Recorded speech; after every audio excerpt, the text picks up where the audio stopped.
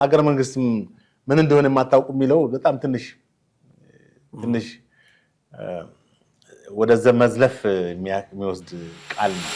ዶክተር ደሳለኝ ጫኔ የምክር ቤት አባል ናቸው። ከዚህ በኋላ አልወዳደርም ብለዋል።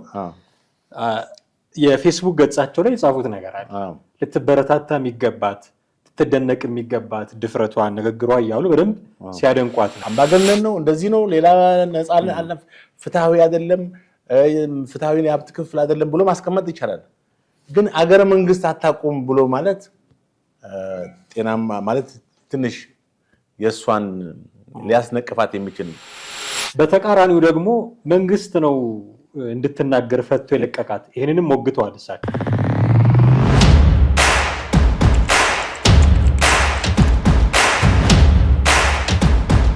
ሰላም ጤና ይስጥልን ውድ ቤተሰቦቻችን እንዴት አላችሁ? ይህ ዘኢትዮጵያ ቻናላችን ነው። አብራችሁን ስለምትሆኑ ስለምትቆዩ እጅግ አድርገን እናመሰግናችኋለን። ወቅታዊ ፕሮግራማችንን ጀምረናል። ጥላሁን አክሊሉና ማህደገፋ ከእናንተ ጋር ቆይታ እናደርጋለን። ሰሞኑን ምስጢረ ስላሴ ታምራት የተባለች ወጣት ፖለቲከኛ በብዙሃን ዘንድ መነጋገሪያ ሆናለች። ይህች መነጋገሪያ የሆነች ፖለቲከኛ ያነሳቻቸውን ሀሳቦች እና የፖለቲካ ህይወቷን በጥቂቱ ለመዳሰስ ወደናል። ከባልደረባ ጥላሁን ጋር ሆነን እስከ ፕሮግራማችን ፍጻሜ ድረስ አብራችሁን ትቆዩ ዘንድ ያከሩት ግብዣችን ነው። ከኛ ጋር ሆኑ። ጥላይ እንዴት አለ? አለው እግዚአብሔር ሰላም ነው። ሰላም ነኝ። አንዲት ወጣት ፖለቲከኛ በጣም መነጋገሪያ እየሆነች ነው። ከሰሞኑ እንደምታውቀው የዘንድሮውን ምርጫ አስመልክቶ የምርጫ ክርክሮች መደረግ ጀምረዋል። እዛ ላይ እየተናገረቻቸው ያሉት ነገሮች በጣም መነጋገሪያ ሆነዋል። እንግዲህ በሰሞኑ መነጋገሪያ ስለሆነችው ስለዚች ሴት ነው የምናወራው። የኢሃፓ አባል ነች። ትብብር ለኢትዮጵያ የሚባል ደግሞ ትብብርም አለ። ኢሃፓ፣ እናት ፓርቲ፣ መኢአድ የመሳሰሉ ፓርቲዎች ተባብረው የመሰረቱት አንድ ምርጫውን ያማከለ ትብብር አለ። የዛም ዋና ጸሐፊ ነች። ዋና ጸሐፊ ብቻ ሳይሆን ዋና ተከራካሪ ብላትም ደስ ይለኛል። ምክንያቱም በደንብ የምትናገረው እሷ ነች። ሌሎች ክርክር መድረኮች ላይ እያየናት ስለሆነ ማለት ነው። ስለዚህ የኢሃፓ ዋና ጸሐፊ ምን አስተያየት አለህ? በጣም ምስጢረ ስላሴ ታምራት እንግዲህ የኢሃፓ ዋና ጸሐፊ እና የኢትዮጵያ ትብብር ለአንድነት ፓርቲ ነው። አንተ የጠቀስከው እነዚህ የተለያዩ ፓርቲዎች ስብስብ ነው እና በጣም ያው በዚህ ምርጫ በሰባተኛው ሀገራዊ ምርጫ ላይ እኔ ቀዝቃዛና እንትን ይሆናል ብዬ ነው ብዙ ትኩረት አያገኝም ብዬ ነው ያሰብኩትኝ። የተለመደው የፖለቲካ ሁኔታ ነው ብዬ ነው የጠበቀው። የብዙ ሰዎችም አስተሳሰብ እንደዛ ነበር። ይሁንና ይህች ልጅ ማለት እንግዲህ ድንገት የወረደች ከሰማይ የወረደች እንበላት መናረካት። አይ ምልህ እንደዛ ሳይሆን አሁን ከተናገረችው ነገር አንጻር ትንሽ ወጣ ያለ ነው። እንደገና ደግሞ በአሮጌው ፖለቲካ ላይ አዲሱ ትውልድ ያመጣው ለውጥ ነው አድርገህ ትመለከተዋለህ። እና ሁኔታውን ስትመለከት ማለት የእሷ ንግግር በሁለት መቅጣጫ የደገፏትም አሉ የተቃወሟትም አሉ። እና ያነሳቻቸው ነጥቦች ትንሽ ከወጣትነቱ አንጻር ድፍረት የሚጠይቁ ነገሮች ናቸው። የሚመጣውን ነገሮችንም በቁርጠኝነት መቀበል መዘጋጀቷን ትመለከታለህ። ከሁሉም በላይ ደግሞ በዚህ እድሜዋ በሴትነቷ በድፍረት በዚህ መናገር መቻሏ በጣም ልጅቷንም በአንድ በኩል በአድናቆት እንድትገልጻት ሊያደርግ ይችላል። በእርግጥ ብዙ ነገሮች ያው ገና ጀማሪ ፖለቲከኛ እንደመሆኗ መጠን ብዙ ነገሮችን ከእሷ ላይ ነቅሶ ማውጣት ይቻላል። ያቀረበቻቸው አጀንዳዎች የተሟሉ ናቸው አልተሟሉ ናቸው የሚለውን ነገር በራሱ ሂስ የሚሰጥበት ቢሆንም ለመጀመሪያ ጊዜ ቀርባ በዚህ መድረክ ላይ በድፍረት መናገር መቻሏ በአንድ በኩል ልትደነቅ እና ልትበረታታ የምትችል ወጣት ነች። ያሉባት እነዚህ አጀንዳዎች ላይ ያቀረበቻቸው ሀሳቦች ፐርፌክት አለመሆናቸው በሂደት ሊጠሩ የሚችሉ ናቸው። ግን ያነሳቸው ነጥቦች ምንድነው? የገዢው ፓርቲን በተደጋጋሚ እድገቱን ነው ያመጣቸውን ዲቨሎፕመንት ነው የሚለው ያንን መተቸቷ ጤናማ ነው። በአሃዝ የተደገፈ በተጨባጭ ማስረጃ የተደገፈ እንትን አላቀረበችም። ግን በደፈናው ስለየትኛው እድገት ነው የምታወሩት? ይሄ እድገት ያመጣው ማለት ለብልጽግና አመራሮችና ለባለስልጣኖቹ ነው እንጂ ለአብዛኛው ኢትዮጵያ ሕዝብ እዚህ ግባ የሚባል ነገር አላመጣም በሚል የአብዛኛው ሕዝብን የሚወክል የአብዛኛው ሕዝብን ድምፅ ማሰማት ችላለች። ይሄ ነው እንግዲህ በአብዛኛው ማህበረሰብ በተለይ በማህበራዊ ሚዲያም ሰፊ የመነጋገሪያ እንትን የፈጠረችው እንደምታየው በሶሻል ሚዲያ በዩቲዩብም በፌስቡክም በተለያዩ ቻናሎች በማህበራዊ ሚዲያ አውታሮች ሰፊ መነጋገሪያ እንትን ሆናለች። ምክንያቱም በጣም እንግዲህ የፖለቲካ ምህዳሩን ስትመለከተው በጣም ጠባብ እንደሆነ ነው በአሁኑ ሰዓት። ምንም እንኳን ሀገራዊ ምርጫ ከፊታችን ቢካሄድም ፖለቲካ ምህዳሩ እንደ ልብ ሊያሰራ የሚችል ነው ብሎ ማለት አይቻልም። በዚህ በጠባብ በሆነ በፖለቲካ ምህዳር ውስጥ እቺ ወጣት ልጅ ያውም ሴቱና በድፍረት መናገር መቻሏ ሌላ ሰው ቢናገረው ይሄ ነገር እኮ ከሌላም ሰው እኮ ተነግሯል እኮ ሌሎች ፖለቲከኞች ተነግሯል። የእሷን ልዩ ያደረገው አንደኛ ወጣት መሆኗ ነው፣ ሴት መሆኗ ነው። ገብቶሃል? ያልታየች ማንነቱ ያልታወቀ ልጅ ነው። ድንገት ዱብዳ ከሰማይ ወረደች ያልኩት ለዛ ነው። ሊያስተቻትና ሊያስነቅፋት የሚችሉ ነጥቦችም አሉ። በእርግጥ አንዳንድ ጊዜ በደፈናው የተናገረቻቸው ለምሳሌ ማንሳት እንችላለን። አንዱ ሁለት አሁን የመደመር መጽሐፍን ተችታለች። የመደመር መጽሐፍ እርስ በርስ ከአንዱ ምዕራፍ ወደ ምዕራፍ የሚጣረስ ብላለች። ያንን ነጥቦች አንስታ ብትናገር ጥሩ ነበረ። ምዕራፉ ይሄ ምዕራፍ እንደዚህ ላይ እንደዚህ ይላል፣ ከዚህ ቀጣይ ያለው ምዕራፍ ደግሞ በዚህ ጋር እርስ በርስ ይጣረሳል ብላ አላቀረበችም። ይህም ክፍተት አለው። የመደመር መጽሐፍ እንግዲህ እነሱ ማለት የፓርቲው ከጠቅላይ ሚኒስትሩ ጀምሮ የኢህአዴግ የብልጽግና አመራሮችን ባለስልጣናቶች እንደሚናገሩት ፍልስፍና ርዕዮተ ዓለም አይደለም፣ ፍልስፍና ነው። መደመር ያው ብዙ ተነግሮለታል። እንግዲህ ስለሱ ብዙ እንትን አንልም። አሁን ካነሳቸው ነጥቦች ውስጥ እንደገና የስርዓት ከበርቴዎችና የሀብት ከበርቴዎች የሚለውን እንደውም አቅራቢው አወያዩ ግልጽ አልሆነለትም መሰለኝ። የትኛዎቹ የሀብት ከበርቴዎች ምናምን ብሎ ሲጠይቃል ነበረ። የስርዓት ከበርቴዎች ማለት እንግዲህ በስርዓት ውስጥ አጋጣሚውን ማለት መንግስትን ጋር ግንኙነት ፈጥረው በኢህአዴግ ውስጥም እኮ ነበረ እኮ ስርዓቱን አስታከው ከስርዓቱ አመራሮች ጋር ግንኙነት ፈጥረው ወደ ሀብት የማያወጡ ሰዎች አሉ። ስማቸው ገሌ ገሌ ተብሎ የሚጠቀሱ ሰዎች አሉ አይደል እንዴ? በዚህ ስርዓትም ይሄ መንግስት ከሰመጣ በኋላም ከዚህ ስርዓት ጋር ተሞዳምዶ ወይም ሽርክና ግንኙነት ፈጥረው ወደዚህ ወደ ከበርቴ የሆኑ ሰዎች ወይ ባለሀብት የሆኑ ሰዎች አሉ። እጂ ከበርቴ የምትለውን ቃል እሱ ባለሀብት ብትለው ጥሩ ነበር። እሷ ከበርቴ አሁን የድሮ ቋንቋ ነው። በሀብት የከበሩ ናቸው። ግን እሷ በሁለት ለመክፈል የሞከረችበት ሁኔታ በየስርዓት ከበርቴው ስትል ገንዘባቸውን ያገኙት ሰርተው ለፍተው ነግደው ወጥተው ወርደው ሳይሆን የስርዓቱን ተጠግተው የስርዓቱ ምርኮኛ ሆነው ገንዘብ ያፈሩ ሰዎች ነው። አግባብ ባልሆነ መንገድ የከበሩ ሰዎች አሉ። ጥሩ ነው። በተቃራኒው ደግሞ የሀብት ከበርቴዎች ደግሞ ያስፈልጋሉ። ትክክል። አሁን ፓርቲው የገበያ መር ኢኮኖሚ እንደሚከተልም ጠቅሳለች። ሶሻል ዲሞክራቲን እና በዚህም እውነተኛዎቹ የሀብት ከበርቴዎች ማለት ሰርተው ለፍተው ጠራው የሚሉ ሰዎች በዚህ በነፃ ገበያው እንዲመጡ እናደርጋለን የሚል ነው የፓርቲ እሷ ያለችበት የአፓ ፓርቲ እንትን። እንደገና ስለ ሀገር መንግስት ምናምን ጠቅሳለች። ስለ ሀገር መንግስት ግንባታና ስለ ሀገር መንግስት ምን እንደሆነ የማታውቁ የሚለው በጣም ትንሽ ወደ መዝለፍ የሚወስድ ቃል ነው። ብዙ የሚተቿት ሰዎች እንዲህ አይነት ነገሮችን ነው የሚነቅሱት። አዎ ሀገር መንግስት አታውቁም ብለህ ማለት አንድን መንግስት እንደ መንግስት እኮ ነው ሀገር ነው ማለት ሀገር የሚመራ ወደ 130 ሚሊዮን ህዝብ ያለውን ሀገር እየመራ የራሱ መከላከያ ሰራዊት ያለው ፖሊስ፣ ደህንነት ያለው ተቋማቶች ያሉት ሲቪል መስተዳደር ያለው ሚሊተሪ ተቋም ያለው አይደል እንዴ? አምባገነን ነው እንደዚህ ነው ሌላ ነፃ አለ ፍትሃዊ አይደለም ፍትሃዊ የሀብት ክፍል አይደለም ብሎ ማስቀመጥ ይቻላል። ግን አገረ መንግስት አታውቁም ብሎ ማለት ጤናማ ማለት ትንሽ የእሷን ሊያስነቅፋት የሚችል ነው። አገር መንግስት ማለት አንድ ሀገር ሉዓላዊ የሆነ ሀገር ሆኖ የራሱ ቴሪቶሪ ያለው የራሱ የሚያስተዳድረው ህዝብ ያለው ተቋማት ያሉት ማለት ነው ሀገረ መንግስት። ሀገረ መንግስት ግንባታ የላችሁም ብትል ትንሽ ሊያስኬድ ይችላል። ስቴት ኔሽን ቢልዲንግ ማለት በጋራ የሚያስተሳስቡ ነገሮች እንደ ሰንደቅ ዓላማ፣ እንደ ቋንቋ፣ እንደ ክልሎች አሁንም በተለያዩ ቦታዎች በአጨቃጫቂ የሆኑ ሁኔታዎች አሉ አይደል? ለምሳሌ በወልቃይትና በራያ በጠለምት አካባቢ እንደዚህ በጋራ የሚያግባቡ ነገሮች የሌሉ ብዙ ነገሮች አሉ። በማንዴላ ላይ አንድነት የለንም።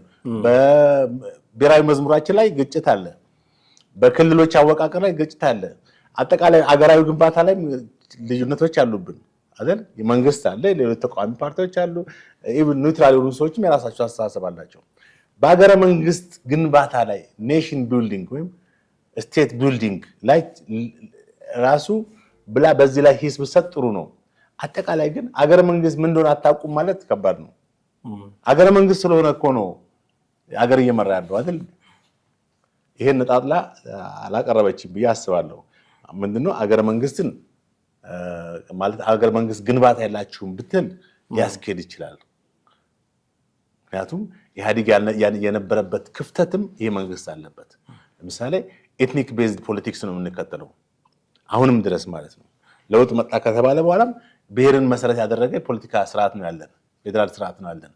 ይሄም ሊተች የሚችል ነው እንደሷ አንተን ማለት ነው። እና እሷ ግን አገር መንግስት ምን እንደሆነ የማታውቁ ብላ በደፈናው ያው እንትን ብላቸዋለች። ሌላው የኢትዮጵያ ህዝብ የላብራቶሪ አይጣችሁ ነው ወይ? በጣም አደገኛ አገላለጽ ነው። መደመርን የምትሞክሩበት ይሄ ምን ቃሉ ኢትዮጵያ ህዝብን ጎድታችኋል ወይም ህዝብ ተጠቃሚ አይደለም በእናንተ ኢኮኖሚ ፖሊሲ ምናምን ብሎ ማለት ይቻላል። የላብራቶሪ አይጣችሁ ነው ማለት እኮ ፕሮፌሽናል ዝልፊያ ነው። የምርጫ ዝልፊያ ብለው በምርጫ ቀስቀሳ ላይ ወይም በምርጫ ክርክር ላይ የቀረበ ስድብን ብለው በቃ የላብራቶሪ አይጣችሁ ነው ብሎ ማለት ትንሽ ይከብዳል። ምክንያቱም መንግስት ቢያጠፋም ህዝቡን የላብራቶሪ አይጥ እስከማድረግ ድረስ ወይንም መሞከራ የማድረግ ሁኔታ ይከተላል ብዬ አላስብም። ህዝብ ተጎድቷል። በማህበራዊ ጉዳይ፣ በፖለቲካ፣ በኢኮኖሚ ጉዳይ ማግኘት የሚገባውን ጥቅም አላገኘም። አንድ ነገር ነው። የላብራቶሪ አይጣችሁ ነው ማለት እኮ በአንድ በኩልም ህዝብ በቃ ጸረ መንግስት ነው እንደማለት ነው። እንደዛ አይነት ከባድ አነጋገር ነው። ሌላው ያነሳችው ነጥብ ብሔራዊ ጥቅምን ከዜጎች መብትና ደህንነት ሊነጠል አይችልም ያለችው ትክክል ነው። በዚህ ነገር ማለት ሚስጥረ ስላሴ የተናገረቻቸው መልካም ነገሮች አሉ። መሀል ላይ ደግሞ ዝም ብላ ያው ሁለቱን አይተን ነው እንግዲህ ባላንስ አድርገን ትኩረት ደግሞ የሳሉት እነዛ ነገሮች ናቸው። ምንድነው መሰለ እሷ አብሶሉትሊ ልክ ነች አንልም፣ ሙሉ ልክ ነች አንልም፣ ተሳስታለችም አንልም። ባላንስ አድርገን ነው የምናቀርበው። ያቀረበቻቸው ነጥቦች ትክክል የሆኑም አሉ፣ ትክክል ያው ስህተት የሆኑም አሉ። ቅድም ያልኩ የላብራቶሪ አይጣችሁ ናቸው ወይ ያለችው ልክ አይደለም አገላለጿም።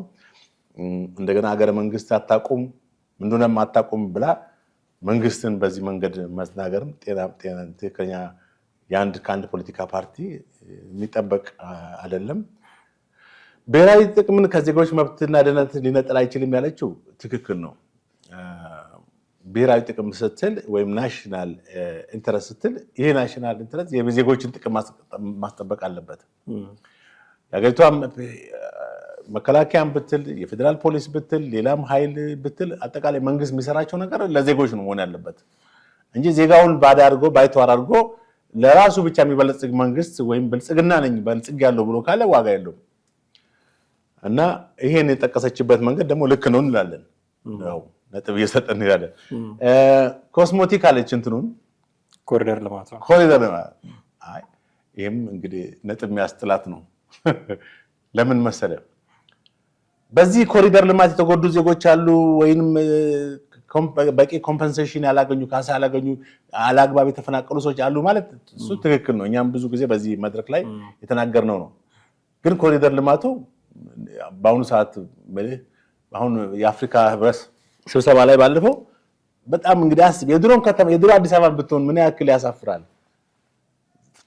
አይታል እንግዲህ እንዴት እንደተደሰቱ አስተያየት ሰጡት ሁሉ ከውጭ የመጡ እንግዶች ለስብሰባው እና አዲስ አበባ የአፍሪካ ዱባይ ነች እስከማለት ደርሰዋል። እና ምን የተሰሩትን ነገሮች ማድነቅ፣ ክፍተቶችን መተቸት በአግባቡ ሎጂካል ማለት ምክንያታዊ በሆነ ሁኔታ መተቸት አግባቡ የሚያስኬደው ሚያ ነው። ኮሪደር ልማቱ ኮስሞቲክ ነው ካልክ የተሰሩት መንገዶች የተሰሩት ልማቶችን ሁሉ በዜሮ አባዛ ማለት ነው፣ ዋጋ የለውም። ያ ደግሞ ልክ አይደለም። አሁን እኮ ከተማውን እንደገና መልማትም ስታየው የትራፊክ አደጋው የትራፊክ መንገድ መጨናነቅ ስትመለከቱ አሁንም እኮ እንደገና መስፋት የሚያስፈልገው ከተማ ነው፣ መንገዶች ሁኔታ ማለት ነው። ስለዚህ ክሪቲሲዝሙ ባላንስ መሆን ነበረበት። ኮስሞቲክ ብላ በአንድ ጊዜ ከጨዋታ ውጭ አደረገችው። ስለዚህ የዜጎች ጥቅም ቅድም ያልኩት ብሔራዊ ጥቅም ከዜጎች መብትና ሊነጠል አይችልም ያለችው ነጥብ ትክክሉ ነው፣ ራይት የሚያሰጣቱ ነው። እዚህ ጋር ደግሞ ኮስሞቲክ ያለችው ኤክስ የሚያሰጣት ነው ማለት ነው። በየመሸታ ቤቱ ከ1 ሚሊዮን በየመሸታ ቤቱ ገንዘብ እስከ 1 ሚሊዮን የሚረጩ አይነት ነገር ነው። የስርዓት ከበረቴ ያለቻቸውን ነው እንደዚህ እንደገለጻቸው። በ1 ሚሊዮን የሚያወጣ ሰው አለ በመሸታ ቤት ባላት እኔ ገብቻ ዘንድ ሊያወጡ ይችላሉ። ግን የተለያዩ ቪዲዮዎች እናያለን፣ ገንዘብ ሲበትኑ ዘፋኞች ላይ መድረክ ላይ ሲበትኑ እናያለን። ኦኬ ይሁን እሺ። ግን 1 ሚሊዮን ተጋነነ ብሩ። ምርጫ ቅስቀሳ ስለሆነ እስከ 1 ሚሊዮን አሁን እሱ ምልህ እዚህ ጋር እንትኑ ትንሽ ወጣ አጀንዳው ትንሽ ያፈነገጠ ይመስላል። አጀንዳው ምንድነው? በዋነኛነት የኢኮኖሚ ፖሊሲ ነው። ኢኮኖሚ ፖሊሲያቸውን እንዲያብራሩ ነው። ኢኮኖሚ ፖሊሲው ላይ መንግስት አካሂጃለሁ ያላቸውን የኢኮኖሚ ውጤቶች መተቸት ይቻላል። ያንን በሰፊው ማቅረብ ይቻላል በአሃዝ። ለምሳሌ የማይክሮ ኢኮኖሚ ፖሊሲውን፣ የፋይናንሻል ማሻሻያ ፖሊሲውን፣ የተለያዩ ኢንቨስትመንት ፖሊሲዎቹን፣ የንግድና የተለያዩ ፖሊሲዎቹን አሉ አይደል መንግስት የሚከተለው። ኢቭን አሁን ትላልቅ ፕሮጀክቶችን የሚሰራባቸው ፖሊሲዎች አሉ። እነዛን ሁሉ ከህዝብ ጥቅም አንጻር ምን አገልግሎት ሰጡ፣ ምንስ ውጤት አመጡ? ኢቭን የብሔራዊ ባንክን ፖሊሲ ብሔራዊ ባንክ የሚከተላቸውን የኢንተረስት ፖሊሲ፣ ሌሎች እንትኖች በእርግጥ ይሄ ኢኮኖሚክ ባለሙያ ይፈልጋል። አብሯት አንድ የኢኮኖሚ ባለሙያ ይሁን ያሰውያ አብሯት ያለው ሰው ራሱ ብቻዋን እንዳትሄድ ቆመ ነው የሚመስለው። እንደ ጋርዷ ነው የሚቆጠረው እንጂ ምንም ፍሬ ያለው ነገር አጠገቧ። አሁን እሱ ሊያግዛት ይገባ ነበር። እሱ አክቲቭ መሆን ነበረበት። በጣም ተናጋሪ መሆን ነበረበት። እሱ ተናጋሪ መሆን ነበረበት። አይ ቲንክ በእድሜም ከሷ ከፍ ያለ ይመስለኛል። እንደዚህ አይነት አንተ የተቻቸውን አይነት ቋንቋዎች ስትጠቀም እሱ እኮ ሊገስጻት ረፊ ወይ ደግሞ ሊያሳያት አንዳንድ ነገሮች ይችል ነበር። እሱ እኮ ጭራሽ እሷ ነች ተናገር የምትለው፣ እሷ ነች ምንም የምትለው እሷ ነች። በንባብ በሆነ ነገር ብቻ ያቀርባል። እንደው ሊያቆም ነው እንደላሉ አንዳንድ ጊዜ አየህ፣ እዛ መድረክ ላይ አንደኛ መዘጋጀት ያስፈልጋል። ነጥቦችን የምታቀርባቸው ነጥቦች የገዢው ፓርቲን እንግዲህ ለመሞገት ነው። አስብ፣ እንደ አንድ ፓርቲ ምርጫውን ማሸነፍ በህዝብ ድምፅ ማግኘት እሱ ሌላ ጉዳይ ነው። እዚህ ጋር ግን የሆነ ነጥብ ማስያዝ አለብህ። ለሚመለከት በሚዲያ ሲተላለፍ ብዙ ሚሊዮን ህዝብ ያየዋል።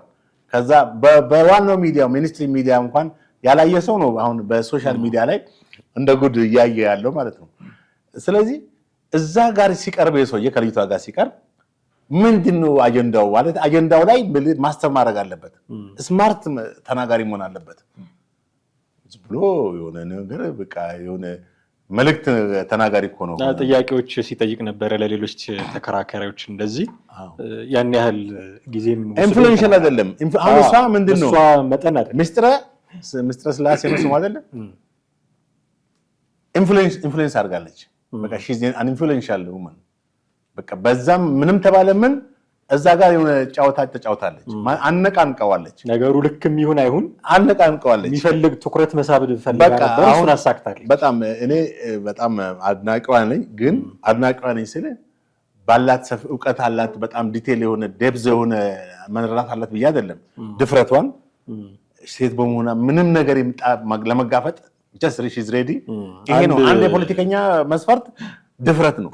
አንድ ቃለ ምልልሷ ላይ ፖለቲከኛ ከሆንኩኝ በኋላ ጓደኞቼ በሙሉ ሸሽተውኛል ስትል ሰምቻታለሁ። እና እንዲህ አይነት ዋጋ መክፈልም የሚጠበቅበት ነው። የሚገርመው እንዲህ አይነት ዋጋ የሚያስከፍልም ፖለቲካ ደፍራ መግባቷ ባይሸሽዋት ጓደኞቹ ሆኖ ቢቀጥሉ ነው የሚገርመው። ግን እሷ ይሄን እንዲህ አይነት ትኩረት ከሳበች በኋላ የሚነሱ ደግሞ ጽንፍ የረገጡ እንትኖች አሉ። ትክክል። ለምሳሌ ዶክተር ደሳለኝ ጫኔ የምክር ቤት አባል ናቸው። ከዚህ በኋላም አልወዳደርም ብለዋል። የፌስቡክ ገጻቸው ላይ የጻፉት ነገር አለ። ልትበረታታ የሚገባት ልትደነቅ የሚገባት ድፍረቷ፣ ንግግሯ እያሉ በደንብ ሲያደንቋት ነበረ። በተቃራኒው ደግሞ መንግስት ነው እንድትናገር ፈቶ የለቀቃት። ይህንንም ሞግተዋል እሳቸው። መንግስትን የለቀቃት የሚለውን ሀሳብ ዶክተር ደሳለኝም ሞግተዋል፣ ልክ አይደለም ብለው። ሌሎች ፖለቲከኞች በውጭ ያሉ ፕሮግራም ሲሰሩ ተመልካቾቻችን ሰምተው እንደሆነ ትናንትና በነበረን ዘገባ ላይም ከቨር ለማድረግ ሞክረናል። መንግስት ፈቶ የለቀቃት መጪው ምርጫ ዴሞክራሲያዊ መሆኑን አሳታፊ መሆኑን እንደ ዝም ብሎ ለይስሙላ የሚደረግ እንዳልሆነ እንዲህ አይነት ተቺዎች እንዳሉ ለማሳየት ብሎ ፈቶ የለቀቃት ሰው ናት የሚል ደግሞ ሌላ ደግሞ ትችት በሁለት ጽንፍ ይቀርባል። እና የትኛውን ነው አሁን እኔ አሁን እንግዲህ ሰው የፈለገውን እንትን መተርጎም ይችላል። በፈለገው እንትን አቅጣጫ ሀሳብ መሰንዘር ይችላል። እንዴት እንደዚህ ሀሳብ አመጣ ማለት አትችልም። ምክንያቱም አንዱ የማሰብና የመናገር ነፃነት የሰው ልጆች በተፈጥሮ ያገኙት መብት ነው። ለምን እንደዚህ ታስባለህ ማለት አትችልም። ያ ነገር ልክ አለመሆኑን ማሳየት ነው እንጂ ተጨባጭ እውነታው ይሄ ነው ብለህ ማረዝ ያንን ከነማስረጃው ማቅረብ ነው እንጂ ለምን መንግስት ይሄን አላት ብሎ ሰዎች ያስባሉ። እንግዲህ ምንም ማድረግ አትችልም። አሁን ደግሞ ሶሻል ሚዲያው የሀሳብ ሰፍ ብዙነትና አሁን እሷ የአመለካከቶች የሚንጸባረቁበት ነው እና እቺ ልጅ ከተናገረች በኋላ 100 አይነት ከ100 በላይ ሰዎች ምን 100 ብቻ ሆል ሶሻል ሚዲያው ዛሬም ሳየው በሷ ዙሪያ ላይ በጣም በርቺ ወንድ ነሽ ምናምን ብሎ የሚያደንቋት አሉ። ረጋ በይ ቀስ በይ ምናምን ብሎ በጣም በተቃራኒ ደግሞ ሀሳብ የሚሰነዝሩ አሉ። ከተቃውሟት ሰዎች እስኪ አንዱን እንበል። አሁን የደሳለኝ ጫኔ ያልከው ምንድነው? ደሳለኝ ጫኔ መንግስት ነው የፈታፈንትን ያለት። የደሳለኝ ጫኔማ ልትበረታታ ይገባል ነው ያለው። በዛኛው ወገን ግን መንግስት ፈቶ የለቀቃት የሚሉ አሉ እኮ። ዶክተር ደሳለኝማ ይሄንንም ሐሳብ ይሄን የተናገሩ ሰዎች ለምን እንደዚህ ያሉ ብለን ማለት አትችልም። በቃ ሴንስ ያደረጉትን ነገር የተረዱትን ነገር እንደዚያ ይሆናል ነው። ተጨባጭ ማስረጃ አላቸው ወይ? መንግስት ነው መተው አረጋግጠዋል ወይ? የአፓም ቢሮ አይተውታል ወይ? ምንድነው ማስረጃቸው? አሁን እኮ ያለ ማስረጃ የምንናገረው ነገር በዛ ገባ። ያለ ማስረጃ ያለ ተጨባጭ፣ ይሄ ደግሞ ያለ ማስረጃ የምትናገረው ነገር ደግሞ ዞሮ ዞሮ ውሸት ነው የሚሆነው። ከልደቷ አያሌው ጋርም የሚያነጻጽረው አሉ። ከማንም ጋር ያኔ የምርጫ 97 ጊዜ ተመሳሳይ ነገር ያደርግ ነበር። ልደቷ አያሌው በጣም ደፋር ተናጋሪ ነው። አሁን እኔ ሁለቱ ተመሳሳይ ፔጅ ላይ ያሉ ሰዎች ናቸው ብዬ አይደለም። የልደቷ አያሌው ሀሳቦች ይታወቃሉ፣ ግን አካሄዳቸውን የሚጠቀሟቸውን ቃላት ስልታቸውን ሲያዩ አንድ አይነት ትኩረት ለመሳብ የሚደረግ ጥረት እንዳለ ይገልጹና ልደቷ አሁን ያለበትን ሁኔታ ሲያዩ የእሷንም ሁኔታ ይተነብያሉ። ሄዳ እንደ ልደቱ ነው የምትሆነው የሚል ንጽጽር የሚሰሩ ሰዎችም ደግሞ ገጥመውኛል። እንግዲህ ይሄ ሰዎች ፐርሰፕሽን ነው። ፐርሰፕሽን ደግሞ አመለካከት ነው እንጂ ፐርሰፕሽን ሪል አይደለም። ፐርሰፕሽን ኦፒኒየን ነው ወይንም የሰዎች ምልከታ ነው፣ እይታ ነው፣ ቪው ነው። ያ ቪው whether it is true or not እንጂ ፐርሰፕሽን ዜና ሊሆን አይችልም። ፐርሰፕሽን አንድ የዜና እንትን ሊሆን አይችልም፣ የዜና መዘገባ ሊሆን አይችልም። ፐርሰፕሽን ኦፒኒየን ነው። ሰዎች በዜና በጋዜጣ ድሮ ስንሰራ መጀመሪያ የዜና አምድ አለ፣ ቀጥሎ ርዕሰ አንቀጽ አለ፣ ገጽ 3ም ወቅታዊ አጀንዳ ወይም ኢንተርቪው የተደረጉ ሰዎች አሉ። ገጽ ፐርሰፕሽን የት ነው የሚገባው? ገጽ 7 8 9 10 ኦፒኒየን፣ ነፃ አስተያየት፣ ነፃ ሐሳብ፣ ነፃ አመለካከት፣ ነፃ እይታ ምናምን ብሎ ይቀርባል። ሰዎች ያዩት ቪው ያደረጉት ነገር ማለት ነው። ከዛ አንፃር ሰዎች የፈለጉት ማለት ይችላሉ። እኔ የዚች የምስጢረ ስላሴ ከተናገረችው በኋላ በተለያየ ተቃውሞ ያቀረቡ ሰዎች አሉ። በይበልጥ ግን ትኩረት ሳበው ይቺ ፈዲላ ቢያ የምትባለው የብልጽግና የህዝብና ዓለም አቀፍ ግንኙነት ዘርፍ ሚኒስትር ዴታ እሷ በጣም ትንሽ ጠንከር ያለና ንዴት የተሞላበትን መሰለኝ። ያው ሴትም ያቺኛው ሴቶች ግልጽ በርስ እንደዚህ አይነት እንትን አለ። ያቺ ምን የተናገረችው አስቆጥቷታል እቺ መሰለኝ። በተለይ ስለ መደመር መጽሐፍ መደመር መጽሐፍን መቼ አንብባ ማለት የትኛው መደመር ነው? 4 መደመሮች አሉ አለች። 4 መደመር መጽሐፍ ነው። እኔም ቅድም ያልኩ የሆነ ከመደመር ውስጥ ድክመቶች እንደዚህ ያሉ ብላ ብታወጣ ጥሩ ነው። እኛም እናውቃለን። አንደኛውና ሁለተኛውን አንብቤዋለሁ። ከዛ በኋላ ያሉትን በድንታ አላልኩትም። ያው የተለያዩ እንትኖች ስትሰማ ደግሞ ያው የመደመርን ጽንሰ ሐሳብ ከዛው ትረዳለህ አጭሩ። ይሁንና እቺ ልጅ ያየችበትን አንግል ብታወጣና ብታጠቅስ ኖሮ ክሌም ያደረገችው ነገር ገጽ በገጽ ይጋጫል።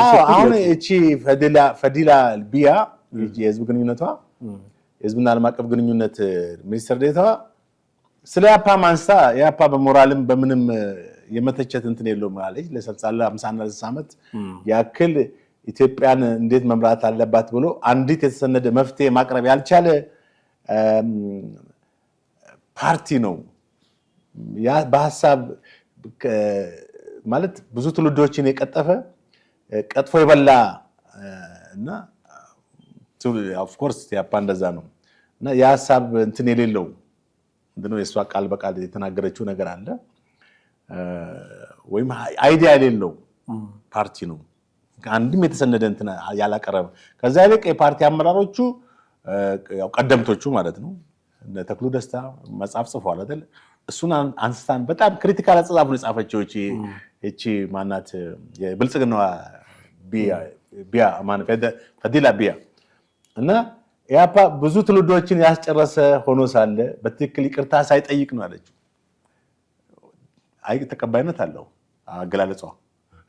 እኔ ያፓ ይቅርታ ጠይቋል አልጠየቅም። ሚኒስትር ስላሴ ደጋግማ በመጀመሪያ ደረጃ ያፓ ለ1960ዎቹ ውስጥ ለተካሄደው እንግዲህ ቀይ ሽብር አለ።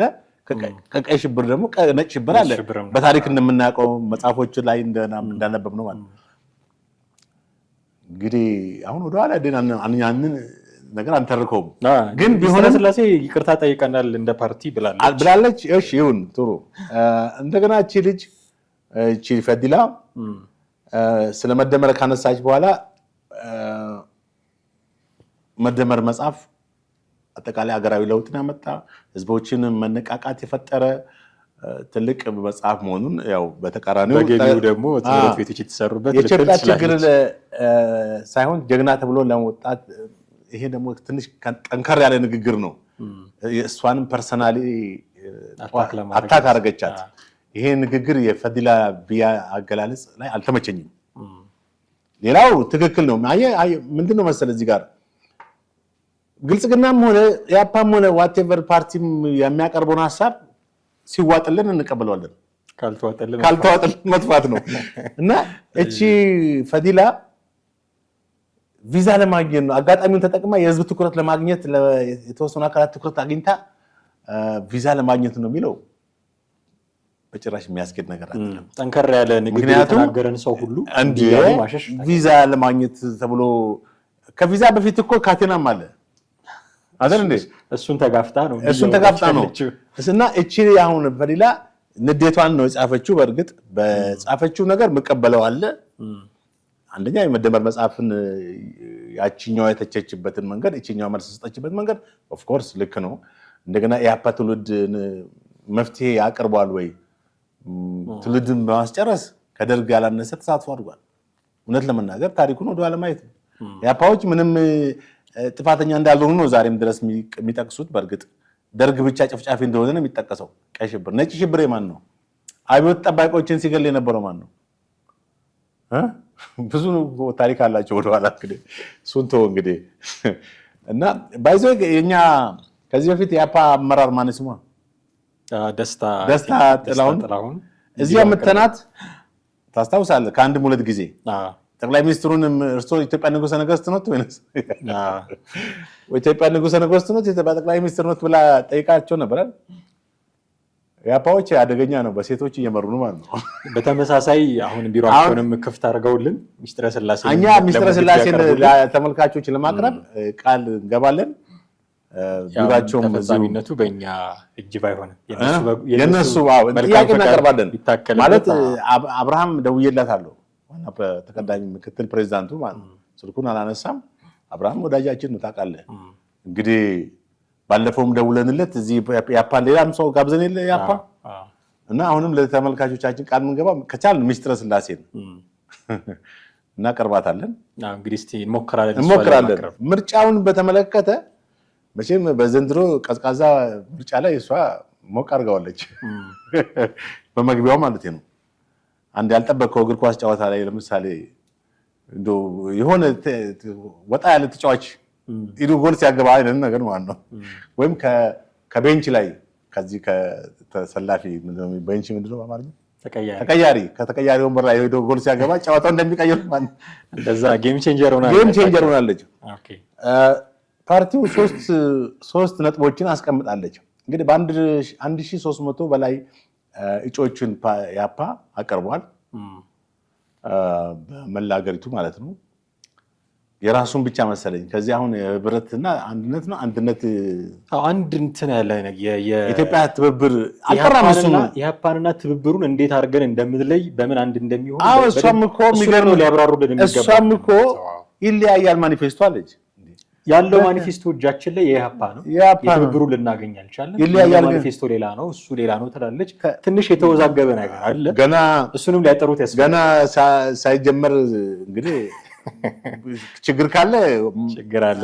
እሱንም ሊያጠሩልን ያስፈልጋል። አሁን ይሄ እንግዲህ ከላይ ያሉት አመራሮች ናቸው እና አብርሃም የሚያድ ደግሞ የሚያድንም ጋብዘናል ታውቃለህ አቶ አብርሃም እሱንም እንጠይቀዋለን ያው ወዳጃችን ስለሆነ እንደገና ደግሞ የእናት ፓርቲም ጌትነት አለ ጌትነትም ያው ወዳጃችን ነው እሱም ችግር የለውም እንጠራዋለን በዚህ ጉዳይ ላይ ሀሳብ እንዲሰጥ በልጅቷ ላይ ጋይ ሳይሆን ትብብር የራሱ በትብብሩ እና አብርሃምን ከቻልኩ ዛሬ ወይ ነገር በተደጋጋሚ ስለ ትብብሩ ሲናገሩ ያፓ መኢአድ እና ሌሎች ፓርቲዎች ብሎ ነው የሚገልጹት። የክልል ፓርቲዎችም አሉ መሰለኝ ስም የላቸውም ሪኮግናይዝ ደረጃቸው እና ሆነግንም ሳያስገባ ቀሩ ሰው ይሄንን ሁሉ ሊያጠሩ ስለሚያስፈልግ አሁን በዚህ ምርጫ ላይ 3 ነጥቦችን አስቀምጣለች። አንደኛ ማለት ምርጫውን ለመሳተፍ ነው ያለችው። እንግዲህ ለመሳተፍ ኦልሬዲ ተመዝግቦ ምርጫው ነው ተወዳዳሪ ሆኗል። ለመሳተፍ ብሎ ነገር የለም። ሜዳ ላይ ገብተህ አልጫወትም ማለት አትችልም አይደል እንዴ ዳኛው ከነፈ በኋላ።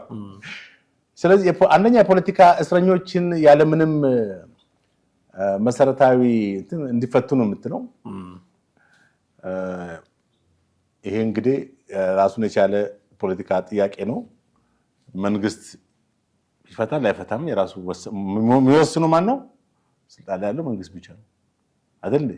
ከምርጫው ጋር ምን ያክል እንትን ይላል የሚለው ነው። አንድ ምርጫ እኮ የምታደርገው የፖለቲካ እስረኞች ካሸነፍክ እኮ ትፈታቸዋለህ አንተ ካሸነፍክ የፖለቲካ እስረኞች ሆኑ ትፈታቸዋለህ።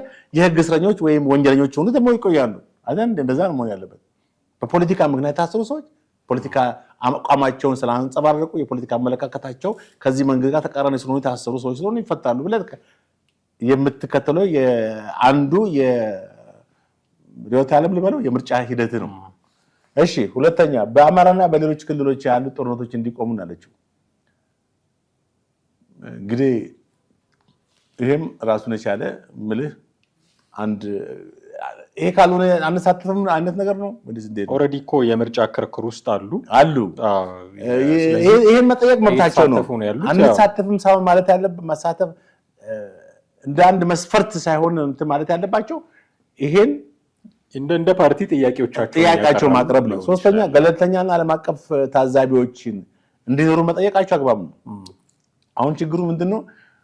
ከ1997 ዓ.ም ጀምሮ የአውሮፓ ህብረት ኢትዮጵያ ውስጥ መጥቶ አያውቅም። የአፍሪካ ህብረት ይመጣል።